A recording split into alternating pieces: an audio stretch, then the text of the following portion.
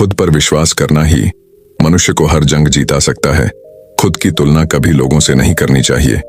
ऐसा गौतम बुद्ध ने क्यों कहा था, यही हम आज एक रहस्यमय कहानी के माध्यम से जानेंगे। तो चलिए शुरुआत करते हैं।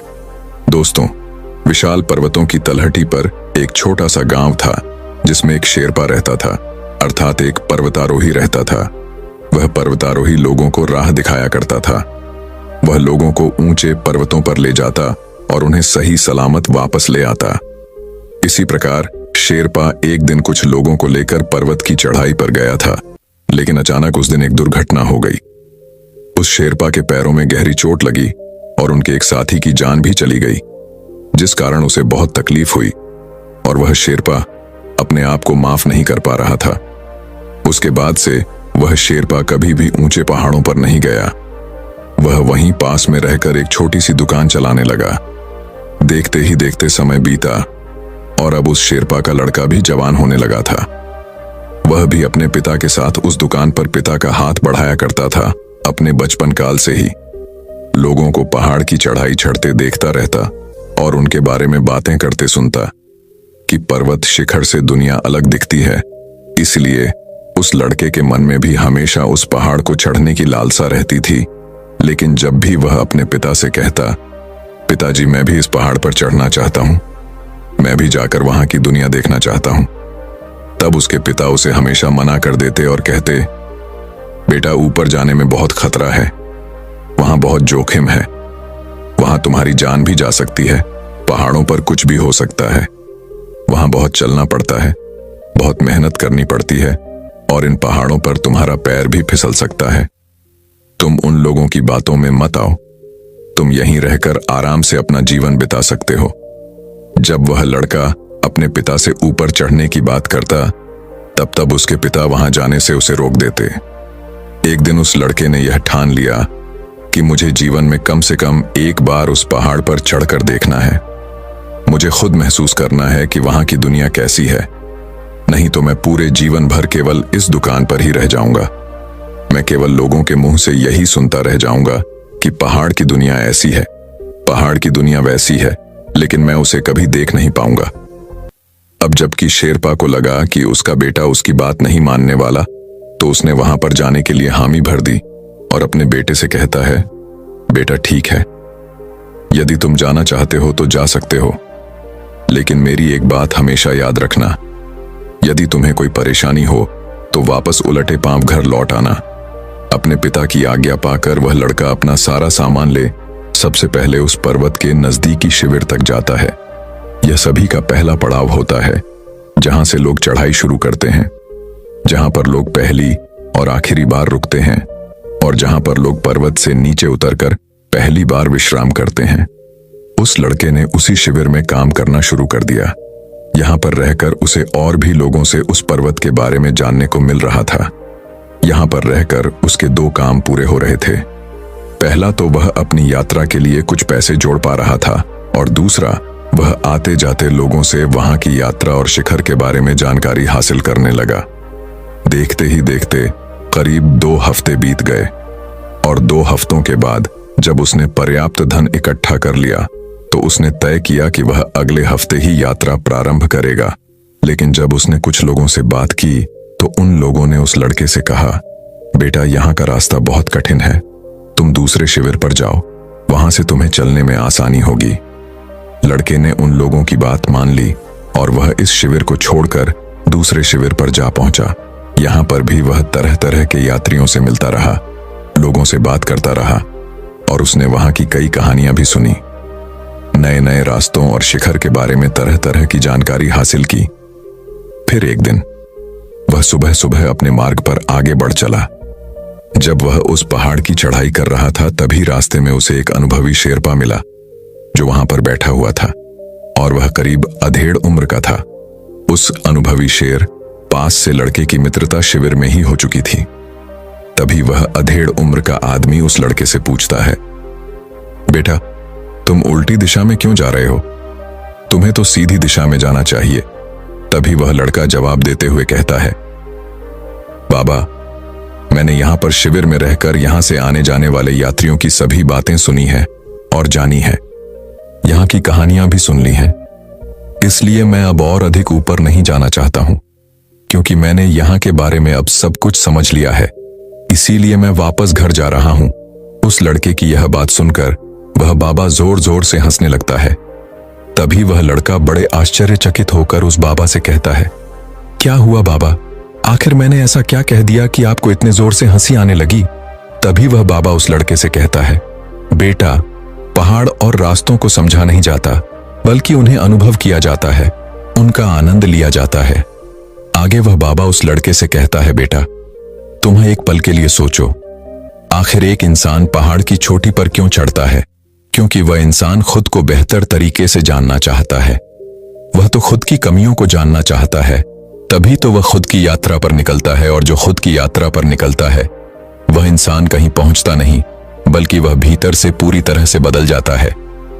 वह लड़का उन बाबा की बात बहुत ध्यानपूर्वक सुन रहा था। तभी बाबा लड़के से कहते हैं, बेटा, यह यात्रा किसी भी इंसान के लिए बहुत महत्वपूर्ण होती है, लेकिन इंसान इस यात्रा में 2 गलतियां करता है। पहली गलती यात्रा शुरू ना करना और दूसरी यात्रा खत्म ना करना। आगे वह बूढ़ा बाबा उस लड़के से कहता है, बेटा, मैं तुमको कई दिनों से देख रहा हूं। शुरू में तुम बहुत उत्सुक थे, बहुत उत्साही थे, लेकिन तुम्हारे अंदर वह उत्सुकता नजर नहीं आती। आखिर तुम्हारे भीतर का वह उत्साह कहां गया? तुम इतने उत्साह के साथ इस पर्वत पर चढ़ाई करने आए थे, लेकिन आज देखो, तुम वापस घर क्यों जा रहे हो? क्या कोई बात है? क्या कोई ऐसी बात है जो तुम्हें यह करने से रोक रही है? उन बाबा की यह बात सुनकर वह लड़का भावुक हो गया।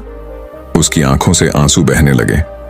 वह उस बाबा से कहता है, बाबा, मेरे पिताजी पहले लोगों को इस पहाड़ पर ले जाया करते थे और उन्हें सही सलामत वापस भी लाया करते थे, लेकिन एक दिन एक दुर्घटना घट गई। उनका पैर फिसल गया, जिस कारण उन्हें पैर में बहुत गंभीर चोट आई और उनके साथ उनका एक साथी भी मारा गया। इस प्रकार उस लड़के ने अपने पिता के साथ बीती हुई उस घटना के बारे में उस बाबा को सब कुछ बता दिया। वह बाबा उस लड़के की सारी बातें ध्यानपूर्वक सुन रहा था और फिर वह उस लड़के से कहता है, बेटा, तुम्हारे पिता बहुत ही बहादुर थे, लेकिन अनजाने में वह तुम्हारे अवचेतन मन में उन सभी डर को बैठाते जा रहे हैं, जिस डर से तुम्हारा कभी कोई भला नहीं होगा। तुम इस डर के कारण कभी अपने जीवन में आगे नहीं बढ़ पाओगे। ये डर तुम्हें पल पल कुछ भी नया करने से रोकता रहेगा। इस पर वह लड़का उन बाबा से कहता है, तो फिर मुझे क्या करना चाहिए?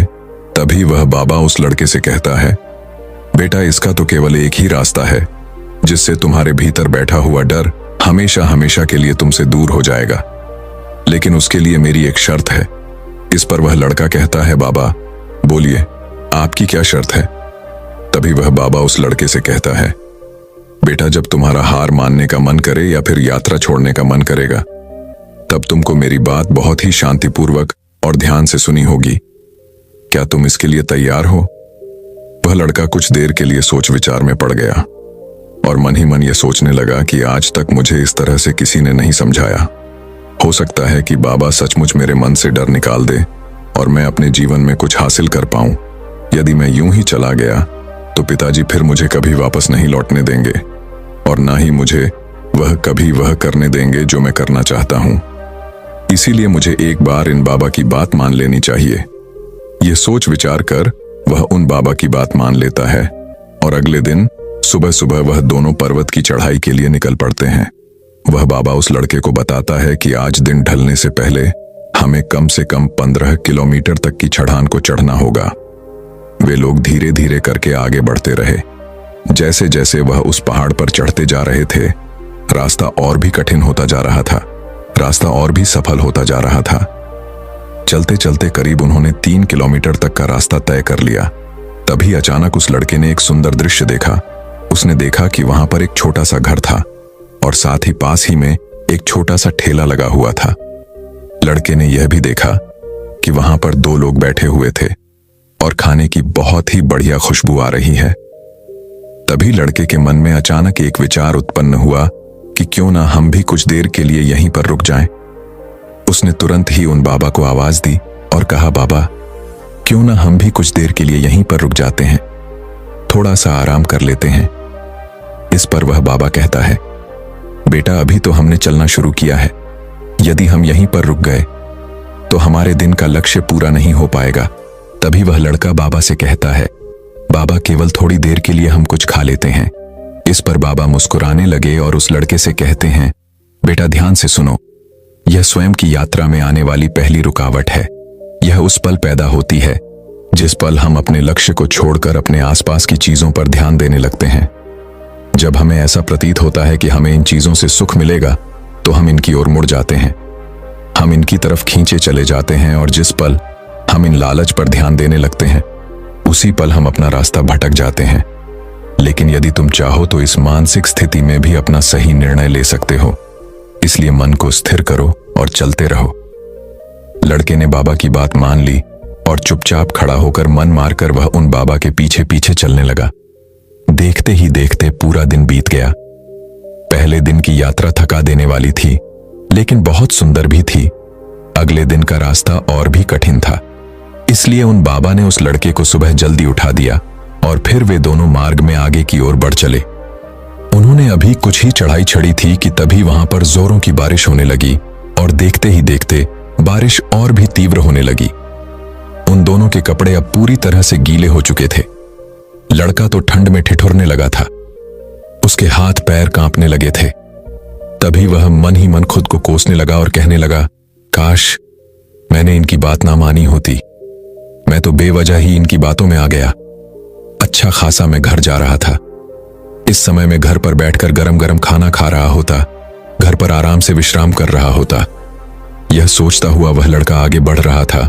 उसका ध्यान भटक गया और रास्ते में पड़े हुए एक पत्थर से उसका पैर टकरा गया और वह लड़का गिर गया। तब वह लड़का जोर से चिल्लाकर कहता है, हे बाबा, मैं तो आपकी बातों में बेवजह ही आ गया। मैं तो घर पर ही बढ़िया था, कल से ठीक से खाना तक नहीं खाया और आज इतनी तेज बारिश में मैं बेवजह ही परेशान हो रहा हूं। हे बाबा, मैं अब घर जाना चाहता हूं, मुझे आज्ञा दें। उन बाबा ने उस लड़के की किसी भी बात का जवाब नहीं दिया, बल्कि वो चुपचाप उसकी सारी बातें सुनते रहे, उसकी मन स्थिति को समझते रहे। और कुछ देर बाद वो उस लड़के से कहते हैं, बेटा, मेरे गुरु कहा करते थे कि सावधान रहो, शिकायत मत करो। इस पर पलटकर लड़का कहता है, बाबा आप क्या कहना चाहते हैं, मेरे को समझ में नहीं आ रहा। तभी वह बाबा एक बार फिर मुस्कुराने लगा और उस लड़के से कहता है, बेटा, खुद को जानने की यात्रा में, खुद को जीतने की यात्रा में दूसरी आने वाली सबसे बड़ी रुकावट पसंद और नापसंद। इस समय हम कहीं और हैं, लेकिन होना कहीं और जाते हैं। इस समय इस पर्वत पर तेज बारिश हो रही है, लेकिन तुम गर्म कंबल पर सोना चाहते हो। जब हमारे भीतर इस प्रकार के विचार उत्पन्न होने लगते हैं तो हमारे भीतर तनाव पैदा होने लगता है और इस तनाव से हम पूरी तरह से परेशान हो जाते हैं। हमारा ध्यान भटक जाता है और इस परेशानी के कारण हम कुछ ना कुछ गलती अवश्य कर देते हैं और फिर हम खुद को ही कोसने लग जाते हैं और आखिर में हम उस यात्रा को वहीं पर समाप्त कर देते हैं। इसलिए मेरी एक बात और याद रखना कि कभी भी निराश होकर पसंद और नापसंद के चक्कर में मत उलझना, क्योंकि पसंद और नापसंद का यह बोझ तुम्हें कभी चैन से सोने नहीं देगा और इसमें यदि तुम फंस गए तो तुम कभी इससे निकल नहीं पाओगे और तुम कभी भी अपने कार्यों में सफल नहीं हो पाओगे और इसी कारणवश तुम अपने कार्य में कभी निरंतरता भी नहीं ला पाओगे। इसलिए तुरंत ही अपना ध्यान उम्मीदों से हटाकर इस क्षण में ले आओ। अपने चारों ओर देखो, यह पर्वत बारिश में कितना शांत है, चारों तरफ कितनी खामोशी है। उन बाबा की यह बात सुनकर उस लड़के ने शिकायत करना बंद कर दी और कुछ ही देर में वह शांत हो गया और तब उसे इस बात का एहसास हुआ कि वह निराश केवल अपनी उम्मीदों के कारण हो रहा था। उसे इस बात का भी एहसास हुआ, हाँ, इस समय थोड़ी सी असुविधा जरूर है, लेकिन समय आते ही इसका समाधान हमें मिल जाएगा। ये विचार आते ही उसका मन पूरी तरह से शांत हो गया और वह भी पहाड़ की उस शांति को महसूस करने लगा और फिर वह बाबा के पीछे पीछे फिर से एक बार आगे बढ़ने लगा। देखते ही देखते अब 2 दिन निकल चुके थे। अगले दिन सुबह की यात्रा शुरू करने से पहले उस लड़के के मन में पुरानी बातें घूम रही थीं और अब उस पर आलस हावी होने लगा था। अब उसके मन में तरह तरह के विचार आने लगे थे। वह लेटे लेटे यह सोच रहा था कि मैं अब और चढ़ाई करके क्या करूंगा। मेरा ऊपर जाकर कोई लाभ नहीं। मुझे ऊपर जाकर क्या फायदा मिलेगा? जो लोग अब तक शिखर पर जा पहुंचे हैं उन्हें भी तो कुछ खास नहीं मिला। तो फिर मैं भला इतनी मेहनत क्यों करूं? यदि इतनी मेहनत मैं अपने पिताजी के साथ अपने पिताजी की दुकान पर करूं तो वहां पर मुझे अवश्य लाभ होगा। वह लड़का लेटे लेटे इन्हीं विचारों में खोया हुआ था। तभी वह बाबा उस लड़के से कहते हैं, बेटा याद करो, तुमने यह यात्रा क्यों शुरू की थी? तुमने यह यात्रा शिखर पर जाने के लिए नहीं की थी। तुमने तो यह यात्रा अनुभव प्राप्त करने के लिए की थी, खुद को जीतने के लिए की थी। और यह पूरी यात्रा ही शिखर है। उन बाबा के मुख से यह सुनकर वह लड़का कुछ देर के लिए सोच विचार में पड़ा और फिर वह उन बाबा से कहता है, बाबा आप ठीक कहते हैं, लेकिन अब मुझे और ऊपर जाने की कोई इच्छा नहीं है। अब मेरा बिल्कुल भी मन नहीं है कि मैं आगे की यात्रा करूं। इस पर बाबा उस लड़के से कहते हैं, बेटा भारीपन और दिमाग की सुस्ती, बहुत नींद आना, थकावट लगना और कुछ भी करने की इच्छा ना होना, ये सभी मन के विकार हैं। कि तुम इन विकारों में फंस गए तो इसका अर्थ यह हुआ कि तुम एक जेल में बंद हो जाओगे और इस जेल में रहते हुए तुम थोड़ी सी भी कठिनाइयों के आते ही हार मान लोगे, क्योंकि यहां पर तुम्हारी बुद्धि की तर्क शक्ति भी तुम्हारा साथ नहीं दे पाएगी।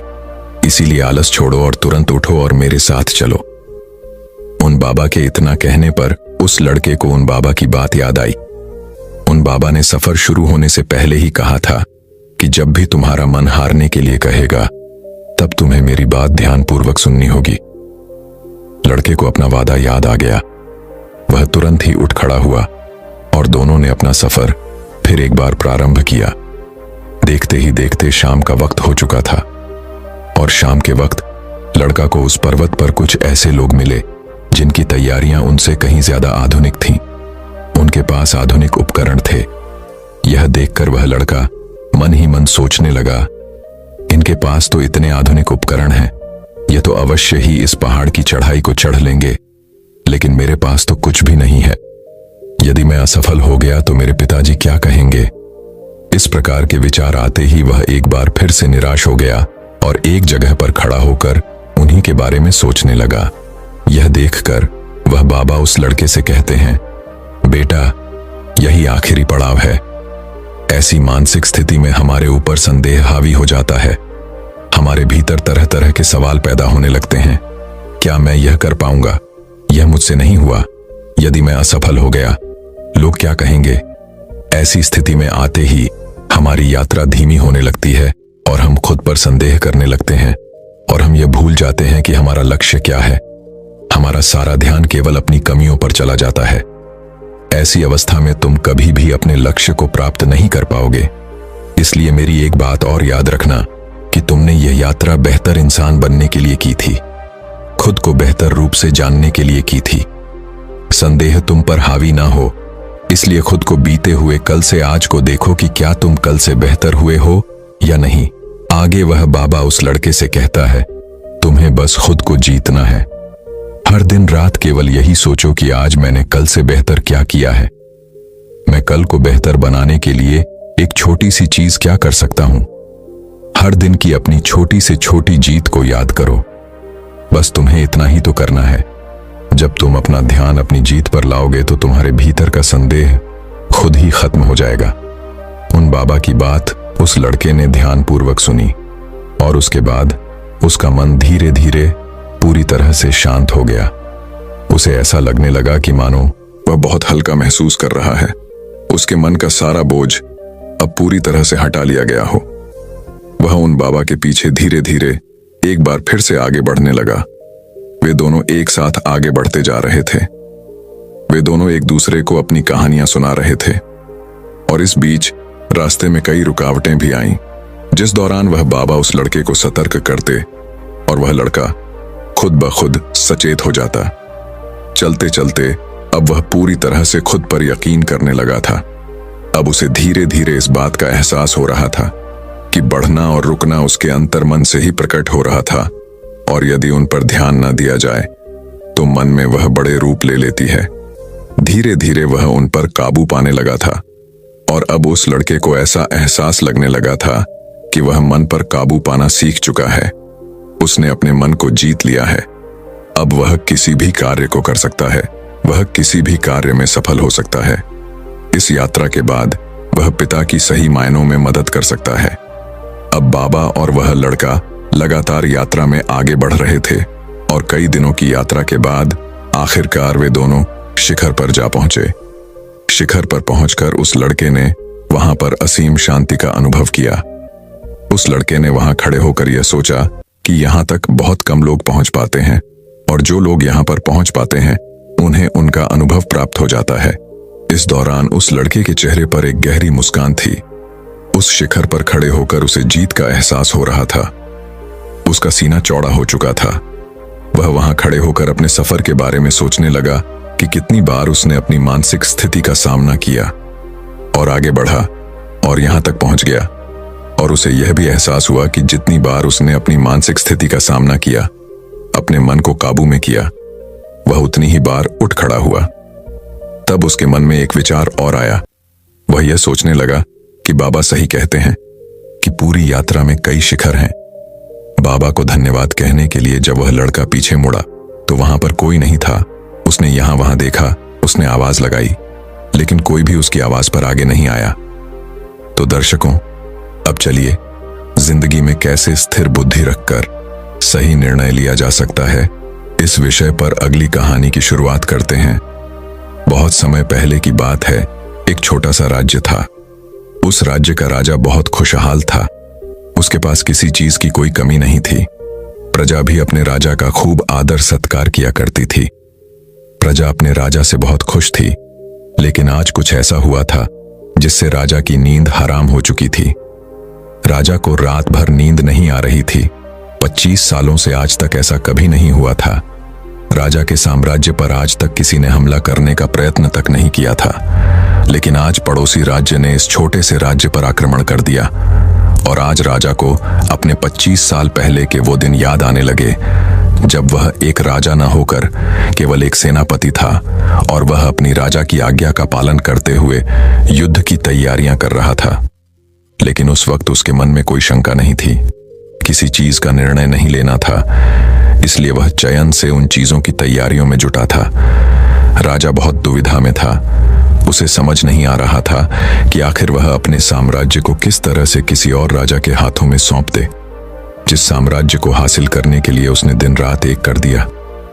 कई लोगों को धोखा दिया, कई लोगों को पीड़ा दी, कई लोगों को कष्ट दिया, कई प्रकार की राजनीति रची, कई प्रकार के षड्यंत्र रचे। इतनी सारी मेहनत करने के बाद जब उसे राजा का सिंहासन प्राप्त हुआ है, उस सिंहासन को, उस साम्राज्य को वह अपने हाथों किसी और को कैसे थमा दे। राजा को कुछ भी समझ नहीं आ रहा था कि वह क्या करे। वह बहुत चिंतित था, परेशान था, करवटें बदल रहा था, लेकिन उसे कोई तरीका सूझ ही नहीं रहा था। राजा यह बात बहुत अच्छी तरह से जानता था कि बात केवल मेरी नहीं है, इस पूरे साम्राज्य की है। राजा ध्यान करना जानता था। वह बार बार ध्यान करने का प्रयास भी कर रहा था ताकि वह शांत हो सके, उसका मन शांत हो सके और वह अपनी अंतरात्मा की आवाज सुन सके। उसने कई बार प्रयास किया, लेकिन हर बार उसे असफलता ही हाथ लगी। वह अपने मन की आवाज अर्थात अपनी अंतरात्मा की आवाज सुनने में असफल रहा, जिस कारण वह बहुत परेशान था, चिंतित था और बहुत दुविधा में था। वह समझ नहीं पा रहा था कि आखिर वह क्या फैसला करे और उसके पास बहुत कम समय भी बचा हुआ था। केवल उसके पास आज रात का ही समय था। कल सुबह पड़ोसी राज्य उस पर आक्रमण कर देगा। यदि वह केवल अपने लिए फैसला करता है तो इस साम्राज्य के लाखों लोगों की जान जा सकती है, और यदि वह इस पूरे साम्राज्य के लिए सोचता है तो उसे पड़ोसी राज्य के राजा के सामने झुकना होगा, उनका सम्मान करना होगा और अपने हाथों इस साम्राज्य को उन्हें सौंपना होगा। राजा बेहद दुविधा में था, अत्यधिक परेशान था। आखिरकार वह अपने महल की छत पर पहुंचा, जहां ठंडी ठंडी हवाएं बह रही थीं। रात का समय था, चारों तरफ सन्नाटा था, खामोशी थी। राजा ने छत पर पहुंचकर आसमान की तरफ देखा। आसमान में एक पक्षी निडर होकर उड़ रहा था, अपनी ही मस्ती में, अपने ही अंदाज में। उसे रोकने वाला कोई न था। उस पक्षी को देखकर राजा को यह एहसास हुआ कि जब तक कोई व्यक्ति अकेला होता है तब तक वह मस्त होता है, अपने में खोया हुआ होता है। उसे किसी प्रकार की कोई जिम्मेदारी नहीं उठानी पड़ती। वह जब चाहे जैसा चाहे वैसा फैसला ले सकता है। लेकिन जब हमारे सर पर जिम्मेदारी आ जाती है तो फिर एक आदमी अकेलापन, अपनी मस्ती, अपनी आजादी खो बैठता है, क्योंकि उसके सर पर जिम्मेदारियां हैं। उसे हर एक चीज देखनी है, समझनी है, और ऐसे बहुत से लोगों को सोच समझकर ही कोई निर्णय लेना है। काफी समय बीत चुका था और अब तक राजा ने कोई निर्णय नहीं लिया था। और जब राजा को कोई भी रास्ता नजर न आया तो वह अपना घोड़ा लेकर अपने गुरु के आश्रम की ओर निकल पड़ा। राजा के गुरु भी बहुत सख्त थे। उन्होंने पहले से ही राजा को यह चेतावनी दे रखी थी कि जब तक कोई ऐसी दुविधा ना पड़े, जब तक तुम्हारे पर ऐसी कोई बड़ी समस्या ना पड़े कि तुम्हें मेरी जरूरत पड़े, तब तक तुम यहां पर कभी मत आना। राजा अपना घोड़ा लेकर आश्रम पहुंचा। वहां पर जब उसने देखा तो उसके गुरु ध्यान में लीन थे। वह अपने गुरु के ध्यान को भंग नहीं करना चाहता था। अपने गुरु को ध्यान में देख उसके मन में एक बार फिर से द्वंद्व युद्ध चालू हो गया। उसका एक मन कहता कि गुरु को ध्यान से बाहर लाओ, तभी वहीं पर उसका दूसरा मन कहता नहीं नहीं, यदि गुरु को ध्यान से बाहर लाया गया तो यह उचित नहीं होगा। गुरु क्रोधित हो जाएंगे और फिर उसके बाद क्या होगा यह कोई नहीं जानता। द्वार पर खड़े होकर यह सब सोच ही रहा था, तभी तक आश्रम से आवाज आई, हिरण तुम दरवाजे पर खड़े होकर क्या कर रहे हो? भीतर आओ। राजा आश्रम के भीतर गया और उन गुरु को प्रणाम करके कहता है, गुरुदेव, आप तो मेरे मन की बातें भली भांति जानते हैं। आपको यह भी पता होगा कि आज मैं क्यों यहां पर आया हूं और किस बात से मैं चिंतित हूं। चिंता के कारण मुझे नींद नहीं आ रही। आप ही बताइए, मैं क्या करूं? मैं किस तरह से कोई एक निर्णय लूं? मैं किस तरह से अपनी अंतरात्मा की आवाज सुनूं जिससे मैं निर्णय लेने में सफल होता हूं? किस तरह से मैं एक सफल निर्णय लूं और किस तरह से मैं अपने साम्राज्य को बचा पाऊंगा? राजा की यह बात सुनकर कुल गुरु मुस्कुराने लगे और राजा से कहते हैं, हे राजन, हर इंसान के दो मन होते हैं। एक मन उसे कोई काम करने के लिए प्रेरित करता है तो दूसरा मन उसी काम को टालने का प्रयास करता है, उस काम से पीछा छुड़ाने का प्रयास करता है, और इन्हीं दोनों मन के बीच में हम फंस कर रह जाते हैं। हम किसी एक तरफ निर्णय नहीं ले पाते, हम किसी एक दिशा की तरफ नहीं बढ़ पाते, और ऐसे समय पर हमारे मन में सवाल उत्पन्न होने लगते हैं कि जो फैसला हम लेने जा रहे हैं क्या वह सही है या फिर गलत। ऐसी स्थिति हमेशा आधी अधूरी हो जाती है और वह हमें अपने पूरे जीवन भर पछताने के लिए मजबूर कर देती है। तभी वह राजा कहता है कि गुरुवर, यह तो मैं भी जानता हूं और मैं भी इसी शंका में फंसा हुआ हूं।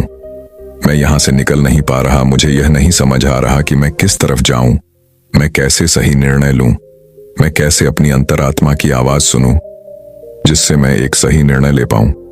आप मुझे कृपा करके कोई मार्ग दिखाइए, कोई सही तरीका बताइए जिससे मैं सफल और सही निर्णय ले पाऊं, जिससे मुझे जीवन भर पछतावा ना हो।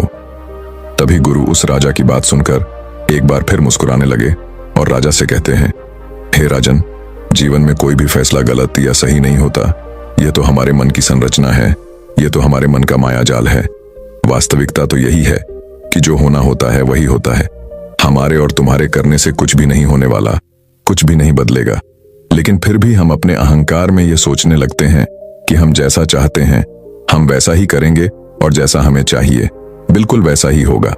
हम यही सोचते हैं कि हम अपने फैसले से दुनिया बदल सकते हैं और इसीलिए हम सही और गलत के चक्कर में फंस कर रह जाते हैं और हम कोई भी कदम आगे नहीं उठा पाते, कोई भी निर्णय नहीं ले पाते। लेकिन वास्तविकता तो यही है कि फैसला कभी भी गलत और सही नहीं होता।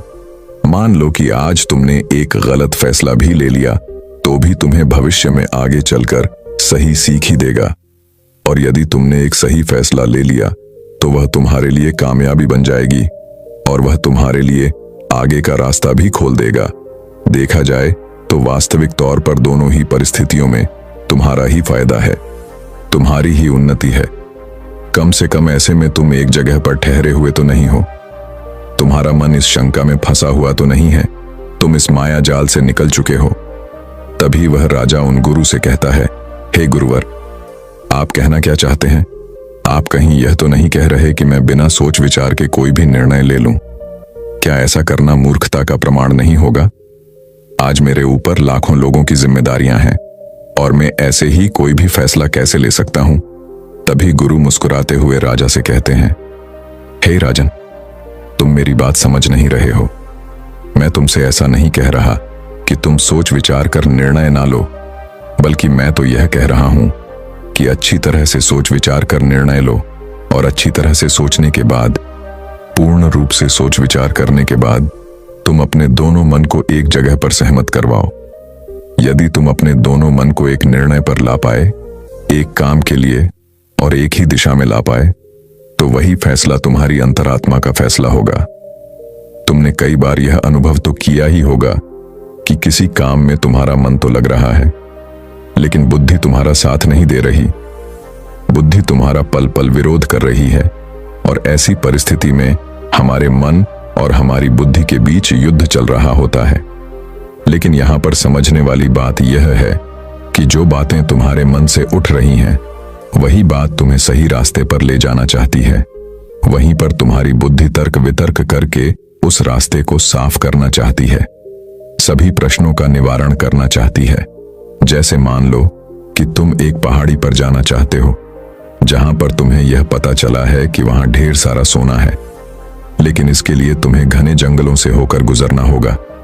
तुम्हारा मन वहां जाने के लिए तैयार है, वह सोने को पाना चाहता है, लेकिन तुम्हारी बुद्धि तुमसे यह कह रही है, जंगल बहुत घना है और बहुत खतरनाक भी है। वहां पर तरह तरह के विशाल जानवर रहते हैं, तरह तरह के जंगली जानवर रहते हैं और उसका रास्ता भी सुरक्षित नहीं है।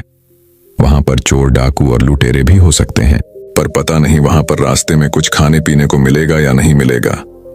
और तो और हमारी जान को खतरा भी हो सकता है कि सारे प्रश्न हमारी बुद्धि खड़ी करती है।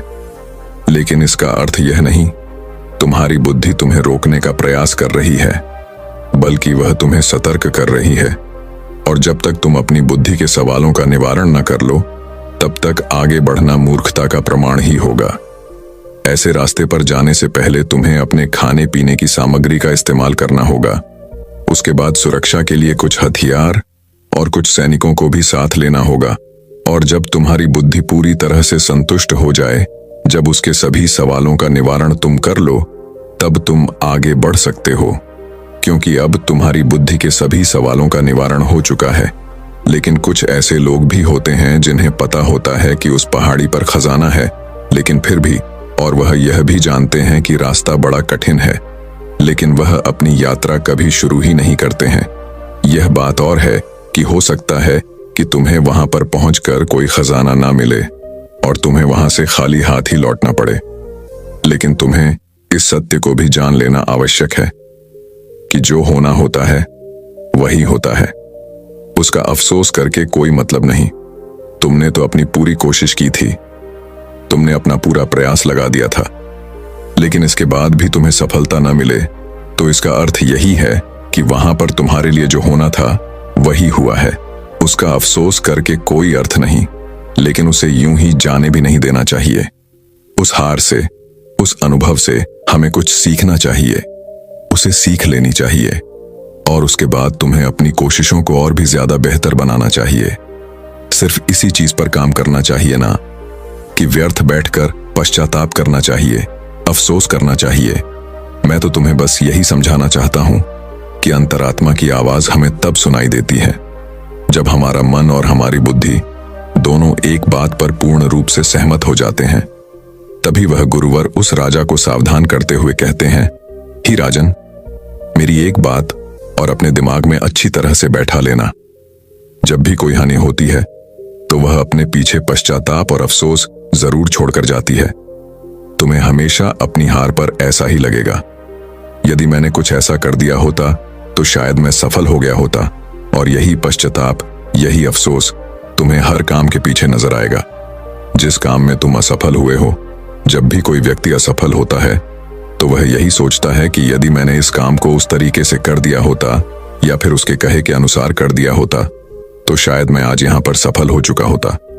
लेकिन वास्तविकता तो यही है कि तुम्हें कभी भी इस बात का एहसास नहीं होने देगी कि तुम्हारे साथ क्या तय किया गया है और तुम्हारे साथ क्या होने वाला है। हाँ, यह बात और है, कुछ सचेत और कुछ जागरूक लोग ही इस बात को जान पाते हैं कि उनके साथ आगे क्या होने वाला है।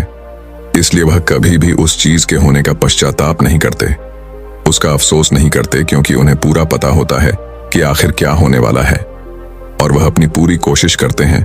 उसके बाद जो कुछ होना था वह तो होना ही है, उसमें पछतावा करके क्या लाभ।